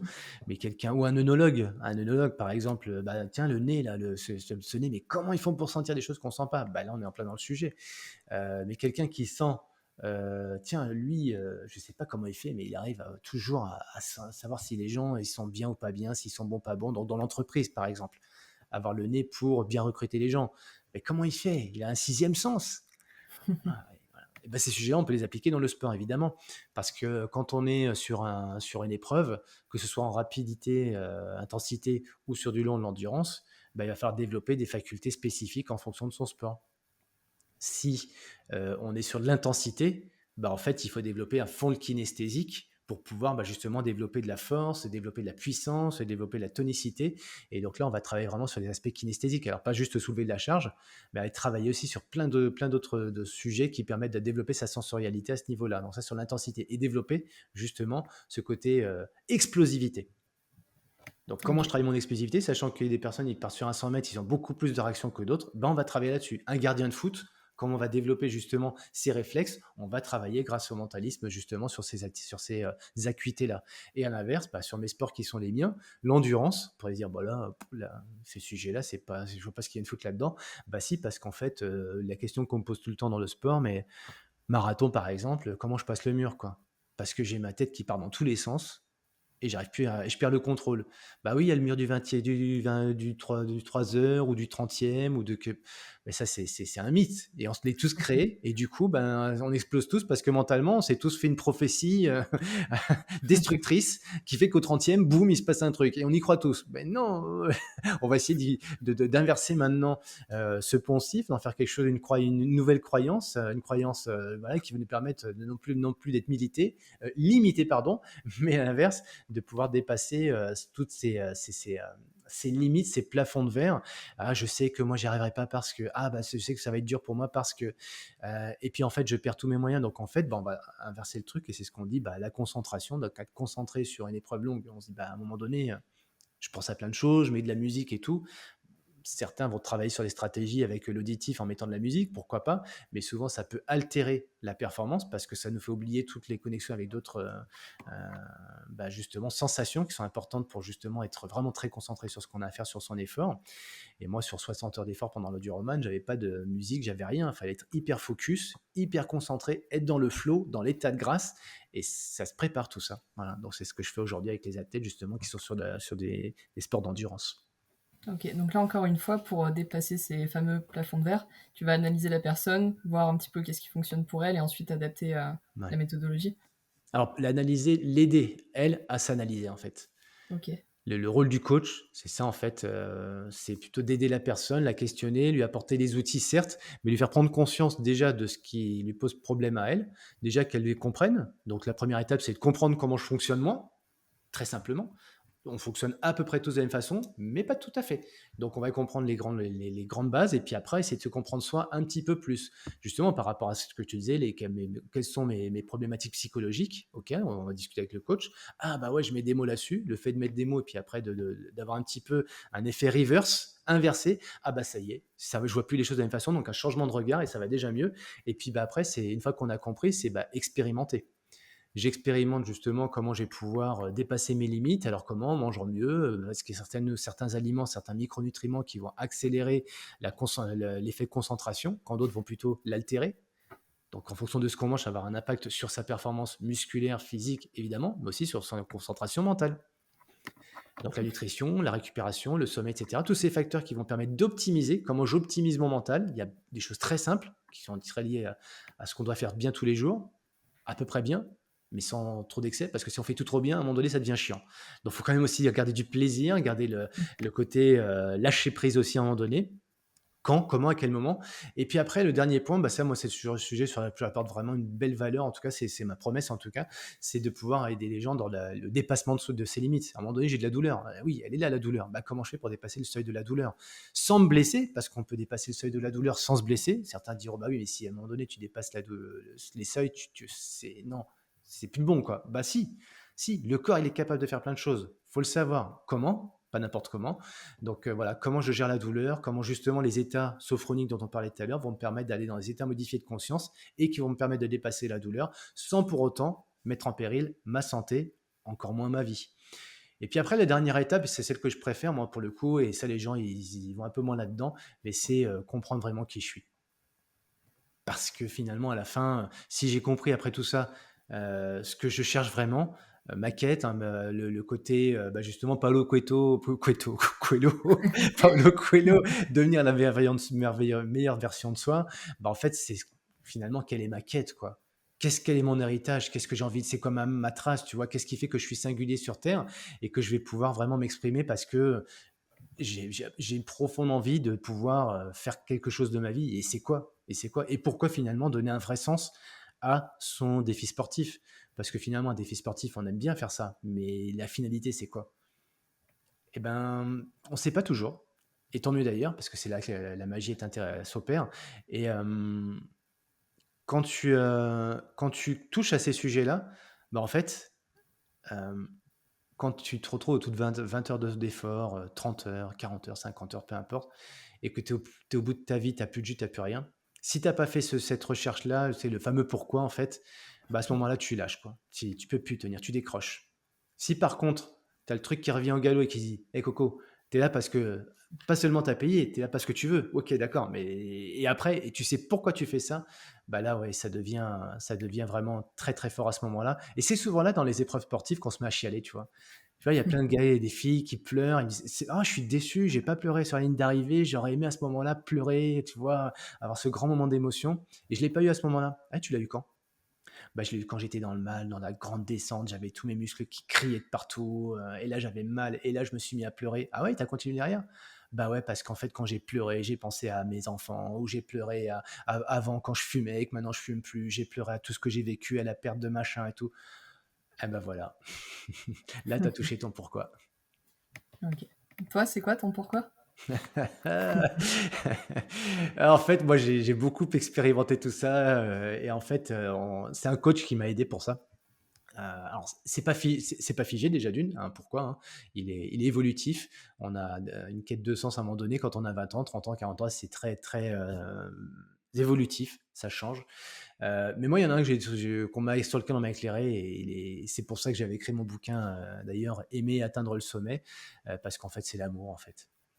C'est l'amour dans tout, voilà. D'ailleurs, hier soir, tiens, vraiment, hein, hier soir, Laurent s'est regardé une émission, pas en live, hein, je sais pas sur quoi d'ailleurs. Elle regardait un truc sur les EMI, les expériences, de la mort Non. imminente et en fait, c'était bouleversant parce qu'en fait, tu entends des gens qui racontent ça, alors la science ne les croit pas, mais il y a quand même de plus en plus d'études là-dessus qui montrent qu'il se passerait quelque chose. Bon bref, je rentre pas dans les détails et là, en fait, on voit les gens qui disent en la fin: «J'ai vu une lumière, j'ai vu ça» et ce que je trouvais intéressant hier dans ce reportage, c'est qu'il parlait pas de religion, absolument pas. Il parlait de la plupart à la fin, cette lumière, c'était quoi pour eux? C'était l'amour. Waouh! J'ai touché du doigt l'amour, mais l'amour avec un truc et les gens, ils pleurent quand ils le disent. Alors moi, je pleure pas là parce que j'ai conscientisé tout ça, mais ouais, pour moi, si j'avais pas eu l'amour de Laurence sur mon épreuve enduroman, c'était clair que moi, dans la Manche, j'abandonnais à un moment donné. Et là, j'ai eu cette lumière justement. Je n'ai pas eu d'expérience, de la mort imminente, pendant cette traversée-là, mais par contre, j'ai une expérience de l'amour imminent et ça m'a bouleversé, ouais. OK. Bah, c'est marrant, je trouve que ça se ressent dans ton regard. C'est quelque chose que j'ai remarqué, même à travers les caméras. C'est quelque chose qui m'a frappé dès le début de de l'interview. Bah, merci pour ce retour. Est-ce que tu aurais par hasard une sorte d'étude de cas d'une personne, alors sans citer de nom forcément, Mmh. mais qui serait venue te voir avec une problématique et nous expliquer un petit peu le process, qu'est-ce que tu as mis en place justement pour l'amener à atteindre son objectif? Bon, mon meilleur exemple, c'est peut-être moi un de mes premiers en fait, c'était Lionel, hein, dont je parlais tout à l'heure, parce que lui il avait lu le livre, et puis il m'avait dit: «Cyril, merci pour ton livre, je t'appelle, parce que tu as mis ton numéro de téléphone sur le site internet, donc je t'appelle. Je te remercie». OK, merci, mais merci, ça fait plaisir d'avoir un feedback. Je t'informe, je vais battre ton record. Waouh! En tout cas, je crois pas qu'il m'ait dit: «Je veux battre ton record», il m'a dit: «Je vais battre ton record». J'ai dit: «Beh, génial, je suis trop trop content qu'il y ait enfin des Français qui, voilà, qui assument et qui disent», tu vois? Et puis il me dit: «Bah, je veux que tu me coaches». Je dis: «Ah bah, cool». Donc du coup, pendant 2 ans, alors juste avant le confinement, c'était compliqué. C'est pour ça que ça a duré un peu plus longtemps que prévu. Mais donc Lionel, on a vraiment mis en place tous les protocoles pour le voilà, physique, mental, pour pouvoir, nutrition, pour qu'il aille vraiment au bout du projet et puis qu'il pulvérise le record, parce qu'il a pulvérisé, hein, de 10 heures. Et ce que je trouve intéressant avec lui aussi, c'est il m'avait dit d'ailleurs, tiens, 2 choses. La première, c'est que je voudrais que ça me serve dans ma vie, surtout en tant qu'entrepreneur parce que je m'énerve beaucoup. Je suis carré de chez carré, voire même, c'est pire que ça. Il m'avait dit, je sais plus le terme, psychorigide, un truc comme ça. Et il m'a dit, en fait, au boulot, c'est compliqué parce qu'il a sa propre entreprise et il s'énervait beaucoup. Donc en gros, on s'est servi de tous ces outils-là pour que lui, dans le travail, il trouve plus de sérénité en fait, de calme et prise de hauteur, tu vois. Donc du coup, en termes de management et de prise d'impact et de charisme, ça lui était très utile. On en parlait beaucoup d'ailleurs. Donc on faisait des échanges tels et tout, un peu sur WhatsApp. Et donc dès qu'il avait un truc, pouf, on agissait pour que justement prenne du recul, donc faire des exercices simples, hein, de respiration, de relaxation. Moi, je lui enregistrais des fois des séances de sophro, donc il les écoutait. Donc, tu vois, le cas d'étude, c'est ça aussi. C'est que moi, les gens que j'accompagne, une fois que je les connais, je leur fais des séances de sophro enregistrées spécifiques pour eux et en fonction des états modifiés de conscience qu'ils doivent obtenir, ils ont leur truc qu'ils peuvent mettre à l'oreille, pouf, et puis ils écoutent ça une fois, deux fois, trois fois par jour. Et plus on approche de l'épreuve, plus on va l'intensifier. Contrairement à l'entraînement physique, tout le monde sait aujourd'hui qu'il y a des périodes où on va intensifier l'endurance, les spécifiques, et cetera, donc avec des grosses charges. Et puis à l'approche de l'épreuve, on va baisser, on va remettre un petit pic juste une semaine avant ou 2 semaines, mais en gros, on a la période d'affûtage où on va réduire le niveau, la charge, physique. Mais inversement, pour alléger la charge mentale, on va faire un travail sur le mental et là, moi, du coup, ce que je demande, c'est de faire de plus en plus d'exercices de respiration et d'induction mentale avec ces audios que je leur propose et ça, c'est mon premier cas et je dirais un peu le enfin, toujours dans le premier avec Lionel, en fait, la deuxième chose qu'il m'avait dit et c'est je trouvais ça intéressant, il me dit: «Écoute Cyril, moi, mon pourquoi, je le connais pas». Il m'avait dit dès le départ, j'avais pas le sujet avec lui, je voulais pas en parler parce que je voyais comment il fonctionnait. C'est quelqu'un de très terre à terre, très concret, tu vois, qui est beaucoup s'entraîner. Heu, mais il me dit: «Par contre, ce que je sais et c'est mon maquette, c'est que je sais que mon pourquoi, je le trouverai pendant l'épreuve». C'est intéressant ça. Il me dit il m'avait dit d'ailleurs: «Pourquoi?» «Pourquoi? Parce que je sais que je ferai pas ça toute ma vie. Le sport est venu très tard dans ma vie, à plus de 30 ans, hein. Lionel, c'est quelqu'un qui faisait 0 sport avant. Il s'est mis au sport à la trentaine et en 3-4 ans, il a été au championnat du monde d'Ironman à Kona. Il est devenu très, très, très fort, très brillant parce que quand il fait les choses, il les fait intensément et l'enduroman s'est très bien passé et effectivement, il m'avait dit: «Mon pourquoi, en fait, je sais qu'après je continuerai pas, je ferai autre chose et je voudrais savoir quoi. J'en aurais tellement marre du sport que je ferai autre chose» et il se voyait faire de la cuisine et cetera, ce genre de choses. Et alors, il n'a pas trouvé son pourquoi pendant non plus, parce qu'il a continué encore à faire du sport. Mais je trouvais ça intéressant d'assumer le fait que des fois, je ne sais pas pourquoi je fais ça, c'est juste comme ça, point barre, quoi. Et n'en discutons pas. Moi, c'est OK, hein. Non, j'ai un autre cas aussi, c'est une femme qui m'avait appelé un jour, elle me dit: «Écoute, moi, c'est pas le sport, par contre, je suis pas bien, j'ai un cancer du sein et cetera et je suis un cas perdu». Ça m'avait bouleversé quand elle m'avait écrit, m'a fait un long mail et puis, bah, en fait, on s'est contacté, on a fait des séances de sophro. Là, pour le coup, je fais très peu de séances de sophro pure. Moi, je les allie toujours à du sport, mais avec elle, j'ai fait spécifiquement sophro. On a travaillé vraiment, enfin, sur des ces fausses croyances qu'on lui, mettait en induction et puis elle, les doutes qu'elle avait forcément et ils étaient légitimes et en fait, je ne dis pas que c'est le travail de sophrologie qui lui a permis, je la nomme pas parce que bon, voilà, comme tu l'as très bien dit, et par pudeur, je vais pas la nommer, mais elle a réussi à prolonger sa vie puisqu'aujourd'hui, a priori, à un moment donné, c'est très alors c'est jamais, sûr, hein, tu as toujours des métastases, un coup on croit qu'il y en a plus, puis après ça revient, c'est très instable et c'est vraiment complexe. C'est vraiment une maladie de merde, hein, le cancer. Alors des fois, c'est très facile à résoudre, des fois c'est très complexe, c'est vraiment vicieux et donc justement dans ce côté vicieux, bah, qui te touche, émotionnellement et au niveau, mental, bah, forcément tu as des hauts et des bas. Donc moi la sophro, c'est de faire en sorte justement de pouvoir atténuer un petit peu ces périodes de bas et mettre aussi après, bah, justement sur la capacité à mieux récupérer, à relativiser forcément, quand bien même relativiser, on relativise jamais avec la maladie, hein, c'est un combat, hein, faut pas se leurrer, hein.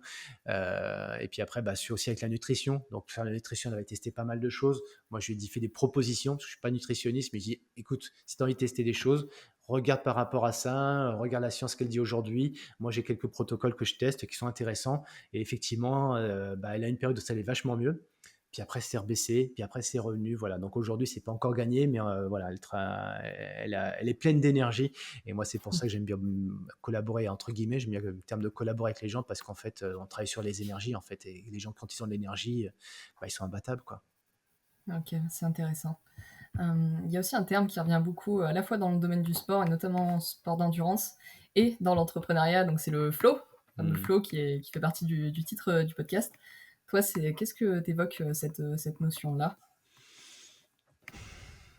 Alors le flow, bon moi je l'appelle l'état de grâce déjà en français, oui, parce qu'en fait état de grâce, je trouve ça intéressant pour les gens qui pour le coup croient. Moi je fais pas je suis plutôt athée, hein, dans ma façon d'évoluer dans la vie par rapport à la religion, mais très athée, à croire à tout finalement et un peu à rien. Donc comme ça, j'ai pas de poncif, mais pour le coup, j'aime bien le terme d'état de grâce qui me réconcilie pour le coup avec, la grâce. La grâce de quoi? La grâce de ce que chacun veut finalement, de la nature, de l'univers et puis chacun y mettra ce qu'il veut derrière et cet état-là justement qui nous met un petit peu dans un état de flottaison, un petit peu on est un petit peu dans son corps, on n'y est pas en même temps, on s'observe de l'intérieur, de l'extérieur. Il y a tout qui est un petit peu, aligné et la notion du temps qui disparaît. Alors certains vont le faire avec de la musique parce que j'aime bien la musique, du coup ça me permet d'être dans ces états-là. Oui, le seul truc c'est qu'une musique elle est temporelle, elle a un temps. Donc on sait que telle musique et cetera globalement elle va durer à peu près tant, inconsciemment, hein. même si on met très longues, une symphonie, que sais-je, ou du Hans Zimmer pour être plus contemporain, on va avoir des trucs qui sont géniaux, mais le temps n'est pas élastique, quoi. Par contre, quand on est dans un état de grâce, on a ce côté intemporel où le temps s'arrête. Et ça, c'est génial parce qu'en fait, bon, d'un point de vue sportif, bah, la notion de temps qui s'arrête, ça nous permet vraiment de ne pas être dans la notion de résultat et du coup dans le plaisir du moment. Et si tu es dans le plaisir du moment, bah justement, comme je disais tout à l'heure, c'est un peu, tu es imbattable, quoi. Tu es unstoppable. Et puis tu t'en fous, en fait. Tu n'es plus dans cet état de pensée. Tu penses pas. Donc tu es dans l'action, dans l'exécution de ce que tu as à faire et ça se passe bien en général. Ok. Et donc voilà, c'est comment on atteint ces états de modifié de conscience, parce que l'état de grâce, c'est un état modifié de conscience. On est à la fois conscient, on est à la fois dans le cérébralement, on est très très très connecté, dans des états de sensorialité qui sont très exacerbés. On arrive à voir beaucoup de choses, à ressentir énormément de choses, et sans que ça vienne altérer la performance ni la projection qu'on peut en avoir, parce que pour le coup, il n'y a plus de projection. On n'est pas dans l'inquiétude de l'avenir, on n'est pas dans l'enfermement du passé, on est vraiment ce qu'on appelle dans l'instant présent, et dans cet état-là, voilà, alors, tout le monde dit, bah oui, mais j'y arrive pas, moi, dans le moment présent, c'est compliqué, l'instant est un cadeau, ici et maintenant, etc. Bah oui, bah comment on fait pour avoir ça? Donc oui, ça passe par quelques clés, la respiration, etc. Mais si c'était que ça, ce serait trop facile, et ce serait pas rigolo. Donc c'est un vrai travail qui est assez complexe, hein, mais qui demande surtout beaucoup, beaucoup, beaucoup, beaucoup de répétition. Et puis après, Ok. quand ça marche, on me dit, mais ouais, c'est bizarre, j'aimerais bien le reproduire. Bah répète, répète, répète. Toujours répéter, répéter, répéter. Et c'est jamais acquis, jamais gagné. Ok, mais qu'est-ce qu'on répète justement concrètement pour essayer de retrouver cet état plus facilement? Euh, c'est le secret. C'est le secret bien gardé des préparateurs mentaux, des sophrologues. Non, mais on n'est jamais. De toute façon, alors oui, on a cette connaissance-là, mais il suffit juste d'aller regarder un petit peu toutes les littératures là-dessus et on trouvera la réponse. Mais après, c'est dans l'exécution, tout simplement. Alors après, est-ce qu'il faut faire dans quel ordre, etc. Chacun a sa sauce, entre guillemets, parce que finalement, chaque personne a sa propre sauce par rapport à lui en tant qu'accompagnateur. Et puis surtout, il y a la personne en face d'elle, en face de lui, bah, qui elle, juste a sa propre recette aussi, qui n'est pas la même, parce qu'en fait, les ingrédients, euh, c'est comme en pâtisserie, quoi, en fait. Je peux te donner la liste des ingrédients, il faut vraiment faire dans le bon ordre, il faut en plus faire avec les bons dosages, il faut la bonne température, la bonne hygrométrie. Alors, je parle de la pâtisserie, moi, je fais du pain au levain. Bah, le pain, je vais te donner la recette du pain au levain. Tu vas dire, bah, c'est facile. Bah non, c'est super compliqué parce qu'en fait, il y a tout un tas de paramètres qui font que ton pain ne sera jamais le même et sera jamais. Parce qu'il y a tous les ingrédients, mais pas que. Il y a aussi, bah, lui, son organisme, c'est un organisme vivant. Donc, par définition, ça bouge à l'intérieur. Donc, c'est les microbes, hein. Donc, comme nous, on est un être en façade avec des cellules qu'on voit en apparence. Puis après, il y a tout le microbe, le microbiote, etc. Et puis ça, c'est tout à l'intérieur. Et on va travailler aussi là-dessus. Alors, bizarrement, qu'est-ce que ça vient foutre le microbiote là-dedans? Bah oui, parce que le microbiote, c'est là-dedans, c'est dans l'intestin, et l'intestin, c'est le deuxième cerveau. Donc, tu vois, cet état de flow, en fait, alors là, je suis parti un peu loin avec le pain, la pâtisserie, etc. Mais c'est juste pour que vous compreniez que finalement, s'il y avait juste la recette, enfin, l'ingrédient, la recette, comment on appelle, la progression, bah, en fait, ouais, c'est pas pour ça que la pâtisserie de Cyril sera la même que la pâtisserie de Élodie, par exemple. Bah oui, parce qu'en fait, il y a la magie de Cyril, la magie d'Élodie. Et c'est la façon de faire aussi, l'environnement dans lequel on est, la température, l'hygrométrie, le four, la qualité du four, etc. Donc en fait, il y a tous ces paramètres-là, et c'est ce que je disais tout à l'heure, le côté subtil est très très fin. Tu peux faire du macro et apprendre tout seul, mais à un moment donné, quand tu vas aller dans cette finesse et cette justesse, bah, en fait, pour vraiment trouver cet équilibre-là, bah, c'est un fin dosage. Alors, c'est en ça que sert la répétition, parce qu'en fait, tu vas répéter les choses macro, puis au fur et à mesure, bah, tu vas affiner, et tu vas sentir des choses dans ce que tu fais, que tu répètes, que tu sentais pas avant. C'est la même chose que tu fais, le même exercice, mais avec un niveau de finesse qui n'est plus du tout le même. Ok. Et finalement, est-ce que ça recoupe pas un petit peu ce qu'on disait tout à l'heure sur l'extrasensorialité? Exactement, tu as tout compris. Ouais, je répète, hein, mais il y a le côté intelligence, puis après le côté sensoriel, extrasensoriel, hypersensoriel, et puis après tu mets au-dessus un état qui est un état presque divin, quoi, mais bon, qu'on peut appeler l'état de grâce en fait, parce que l'état de grâce, c'est l'alignement de tout ça, tu as tout compris. Ok. Et finalement, c'est presque un état qu'on peut retrouver un peu en méditation, au final, cet Exactement, état de lâcher prise. exactement, exactement. Ok. On peut l'avoir de façon artificielle, hein, avec des outils, et très bien, hein, l'intelligence artificielle va nous amener tout ça. Des outils qui nous permettent d'atteindre plus facilement, oui, plus facilement ces états-là. Mais c'est dommage parce qu'en fait, ça nous retirera tout le charme, qu'on a à aller explorer là-dedans et d'autres se sont expérimentés dans les années 60, même avant, hein. Il suffit d'aller voir dans des populations autochtones. Ils ont ces états-là en prenant, des herbes, en fumant, des choses et bah, voilà, c'est devenu des drogues qu'on vend dans les pays occidentaux, et on atteint ces mêmes états-là. Mais par contre, c'est très éphémère, premièrement. Donc nous, si tu travailles vraiment avec, sur ces sujets-là comme tels que je les ai dit, bah, ça va être durable, premièrement et deuxièmement, c'est pas au détriment de ta santé parce qu'on sait que l'alcool, comme le sucre, comme, bah, tous ces excitants-là, bah, vont p altérer ta santé et vont te faire perdre des points de vie. Contrairement à ce que tu disais, la méditation et toutes ces pratiques-là, elles nous font gagner des points de vie. Mais c'est plus dur, c'est plus long, Et oui. plus laborieux. Ah, c'est chiant! Et bah, écoute, avant de passer aux 3 questions de la fin, est-ce qu'il y a un dernier sujet que tu aimerais traiter ou un message que tu aimerais faire passer, avant de conclure? Bah, en fait, j'ai beaucoup travaillé avec, des gens que je connais pas, parce que les gens viennent à moi et je trouve ça génial. Mais, en fait, mon terrain de jeu favori, c'est les gens qu'on connaît et comme on dit souvent, bah, ouais, mais les gens qu'on aime, on les écoute pas. Les gens qu'on aimerait aider parce que c'est nos enfants, parce que c'est notre mari, parce que c'est notre femme, parce que c'est notre parent, bah, en fait, on a tellement de charges affectives et émotionnelles avec ces gens-là, qu'on a des préjugés, en fait. Ou on a dans notre cerveau, on a déjà des cases qui sont enregistrées, c'est un disque dur, tu vois? Et on voit le père d'une certaine façon et en fait, on peut plus accéder à ça parce qu'en fait, il y a eu ce côté, hardware qui nous bloque. Et en fait, pour répondre à ta question, moi, mon expérimentation ultime, c'est de le faire avec ma femme. Parce que justement, elle me connaît par cœur. Quand elle m'a dit: «Oui, mais toi, je te connais». Mais moi aussi, je la connais. Mais en fait, non, j'aime à croire que je la connais pas. Parce que si je la connais, bah, ça veut dire que j'ai tout vu avec elle et je vais commencer à m'ennuyer. Alors qu'en fait, si me dit: «Je ne connais rien d'elle», waouh! Je la verrai chaque jour en me disant: «Mais c'est une nouvelle personne». C'est la même, mais c'est une nouvelle personne que je vois et du coup, ça nous ramène à ce que j'ai dit tout à l'heure, tu vois? L'amour et en fait, l'amour qu'on a pour les gens autour de soi, bah, en fait, souvent, on voit des couples qui sont un petit peu éteints. Bah, je sais pas que oui, c'est un peu combat. Je le dis comme je le ressens, comme ça, vite fait, tiens. C'est une sorte de combat pour moi, de combattre contre l'idée que finalement, banaliser l'amour, banaliser, les relations qu'on a avec les gens qu'on aime ou qui sont proches de nous et en fait, pour répondre aussi autrement à ta question, moi, il y a un truc que je n'ai pas bien fait dans ma vie, c'est, cette expérimentation avec mes enfants. Parce que j'étais un père qui était pas forcément le père que j'aurais aimé être et tu vois, bah, effectivement, comme beaucoup de grands-parents, on se dit: «Bah, tiens, on va pouvoir faire avec nos petits-enfants ce qu'on n'a pas fait bien avec nos enfants». C'est dommage, mais on fera pas le passé. Mais voilà, j'aime, à croire que, les années qui viennent vont me permettre de me connecter avec encore plus avec les gens qui ont été proches de moi, alors y compris, des amis et cetera, hein. Mais la vie étant ce qu'elle est, bah, voilà, des fois on s'éloigne. Mais voilà, ça c'est un peu mon objet, de pas de laboratoire, mais j'aimerais expérimenter un peu plus ça. OK. Du coup, pour conclure l'interview, j'ai 3 petites questions rapides à te poser. La première, c'est est-ce qu'il y a un livre qui t'a particulièrement marqué durant ta vie? Bah, je parlais de Joël de René, donc je vais rester là-dessus. En fait, il a écrit un premier bouquin qui s'appelle La Malbouffe. Alors aujourd'hui, la malbouffe, ça paraît tellement, il y a des bouquins sur tout, mais en fait, lui, ce bouquin-là et ce qu'il écrit et ce qu'on dit aujourd'hui, que lui, il a dit, de son temps, c'était juste dans les années 70 et notamment un truc, c'est, «Le sucre est votre ennemi».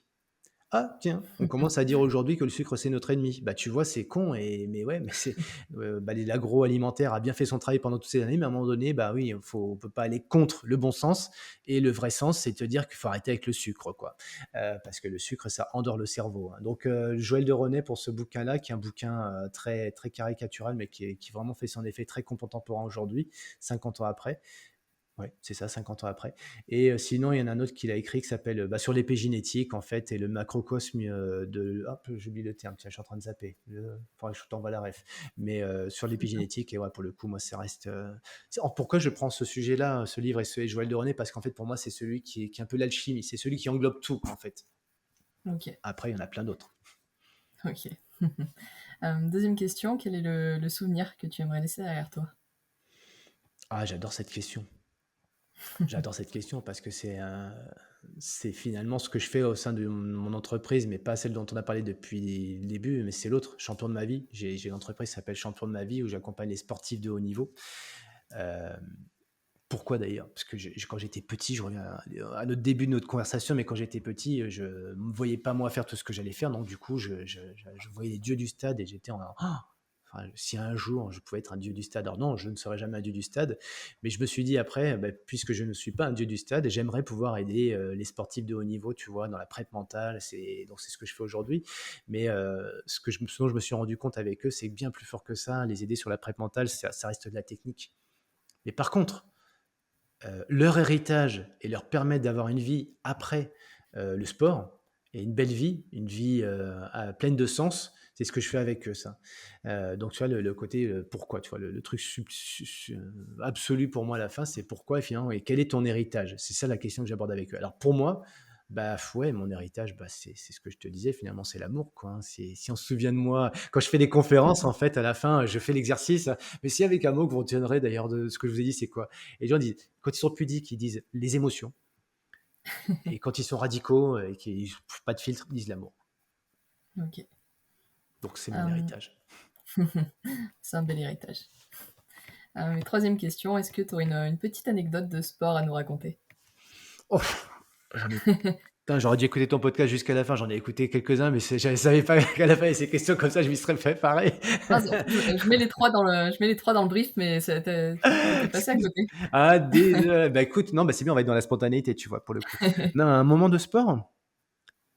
Heu, moi ou que les Ça autres? peut être que tu as vécu, ça peut être que tu as observé, c'est un peu, ouais, ta Ah, que j'ai carte observé, blanche. ouais. Mmh, Après tu peux mmh. prendre quelques secondes pour réfléchir, je couperai, t'inquiète pas. Ouais, tu couperas. Non, fais pas de coupure, j'aime pas. Non, non, Oh ça va alors. sauf si tu as un timing, mais moi jamais je cou je non, c'est pas faut même c'est pas grave, faut laisser le temps aux gens aussi un petit peu, Ouais, c'est vrai. un petit Tu te bois un vide et café, tout, voilà.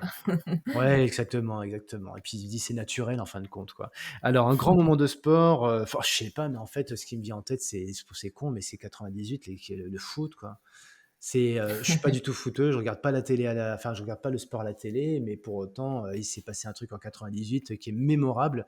Tu me parlais puis ça recoupe la question de tout à l'heure, en fait, l'héritage, tu vois? Et quand aujourd'hui je discute avec des jeunes, tu vois, qui sont nés après les années 2000, heu, dans dans le sport, tu vois, je leur pose la même question que toi, la même. C'est quoi pour vous le plus grand moment de sport, mais planétaire, tu vois? Le plus grand moment, le truc, fort pour vous? Alors ils disent tous, forcément la coupe du monde quoi, l'étoile, mais je leur dis: «Bah ouais, mais laquelle?» et heu Eh oui. et ben ils me disent: «98». Je dis: «Bah attends, 98, vous avez pas connu 98, comment vous pouvez dire ça?» Ben ils disent: «En fait, c'est dans notre patrimoine, c'est vraiment dans le truc, heu, non écrit, mais qui est là. Les Français, c'est la Révolution française, bah, les Français, c'est la coupe du monde et c'est 98 et en fait, le grand moment de sport, qu'on l'ait vécu ou pas, c'est 98 et après ça, comme disait Thierry Roland: «On n'a plus qu'à mourir», on a vécu le truc incroyable, quoi et ouais, avec tout ce que ça avait de porteur, quoi, avec la diversité, l'inclusion, la diversité, les différences et tout et ouais, moi, ça c'est un moment fort parce que, moi, je milite quand même beaucoup pour ça, la diversité et de faire tomber un petit peu les clivages, entre les gens, peu importe les couleurs, c'est même pas ça le sujet, c'est en fait, la différence, moi, le jugement, en fait. J Tu vois? Je répondrai aussi, hein, du coup, je terminerai peut-être là-dessus, mais le truc qui m'anime depuis que je suis gamin, et Laurence me reconnaît un grand talent là-dedans et je l'aime vraiment pour ce côté qu'elle me reconnaît en moi d'ailleurs, c'est le de pas juger, en fait. C'est Oui, c'est compliqué, moi je lutte contre ça, en fait, hein. J'entends trop moi, je m'entends trop juger. Juger, c'est bien, c'est pas bien, c'est nul, blablabla et en fait, c'est nul de faire ça, je trouve et je lutte tout le temps, tout le temps, tout le temps contre ça. Pour pas avoir ni de jugement, ni de préjugés et de prendre les gens, tels qu'ils sont, ce qui est très compliqué. Je dis pas que je le fais bien, mais vraiment, c'est un effort que je fais et que j'essaie de faire et qui m'animera, je pense, encore de longues années. il y a un bouquin qui en parle très bien d'ailleurs, c'est, La communication non violente, Ah oui, j'imagine bah, que bien tu, sûr, bah, oui. connais? Ah oui, Et ouais, oui. c'est vrai que la théorie est simple, mais c'est vrai qu'en pratique c'est compliqué, ça demande, vraiment, ouais, Tu du raison. self-control, ouais, Ah, j'ai beaucoup, beaucoup lu là-dessus, en fait, sans me rendre compte, tu as raison, ouais, mais tous les bouquins, finalement, que je lisais quand j'étais un manager, et puis après dirigeant, et puis après entrepreneur, ça tourne beaucoup de ça, autour de ça, et finalement, finalement, je pense que c'est pas juger les autres, finalement, c'est apprendre à s'accepter soi-même, quoi. Pourquoi on juge les autres? Parce que je pense qu'on est très, très dur avec soi-même, en fin de compte. ouais, c'est vrai. Eh ben, écoute, merci beaucoup pour cette petite heure passée avec moi, c'était super intéressant.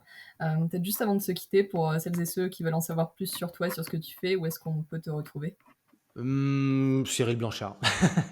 J'ai mon Tout homonyme simplement. maintenant qui monte dans les référencements parce que il y en a plein des Cyril Blanchard déjà, mais il y en a un qui est très très bon, là, un rugbyman qui est à Vannes et qui a monté cette année l'équipe des Vannes ça y est en Pro A, donc bravo à lui.